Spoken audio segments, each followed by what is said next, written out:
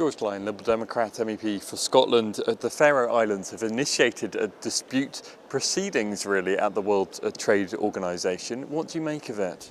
Well, I'm deeply disappointed that they've taken this course of action. The right way to end the import bans that we've put in place is to get back round the negotiating table with the EU and negotiate a fair dividing up of fishing entitlement for the North Atlantic. It was their unilateral action by seizing extra effort and increasing the fishing effort unilaterally that triggered this whole dispute between the EU and Iceland and Faroe. And therefore, if they really want to solve this problem, they should call off their action, get back round the negotiating table, and let's get a negotiated settlement. I mean, from your point of view, has the EU been fair in putting in place kind of trade restrictions, all springing really from first the mackerel crisis, but then latterly the Atlanto-Scantian herring issue too? Well, what I believe is deeply unfair was the actions by the Faroese by unilaterally increasing their fishing entitlement for their vessels, which de facto took fishing effort away from Scotland, from Scottish fishermen. That was the real unfairness. And despite huge efforts by both the EU, UK governments and Scottish governments to try and get some sort of negotiation and a negotiated settlement that was fair to both sides on this, all of these actions failed. So I don't think it's unfair of the EU to take trade measures against a country who basically will not negotiate and will not get round the table and negotiate a proper settlement on this. Do you think by taking this to the World Trade Organization, this gives a new opportunity to solve this, or does this in fact make things rather seem worse?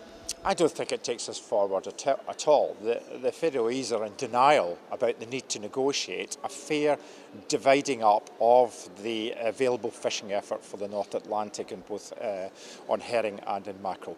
That's the solution that everybody wants to see. Scottish fishermen will not stand by and see their fishing entitlement taken away from them unilaterally, and they pay the price through reduced fishing effort, reduced income and losses to the industry in Scotland. That is absolutely unacceptable, and therefore I don't think this takes us forward at all. I would appeal to the Faroese government to abandon this, get back round the table and let's see if we can't get a negotiated settlement. There were rumours a few weeks back that the European Commission was going to buckle and indeed agree to big increases that the Faroese and indeed Iceland could fish. Would that be acceptable to you, given that it might free things up at least? Well, as I understand it, some of the most recent scientific evidence suggests there has been an increase in the available stock to fish.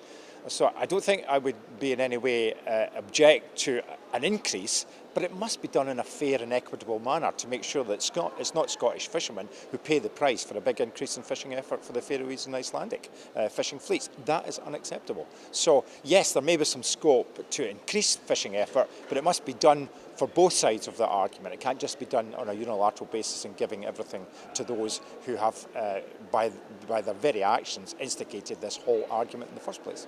Just to sum up, do you now see a solution in the offing? Do you see one round the corner, or is it still really a long way off with this now being raised in another dimension, now in the World Trade Organization?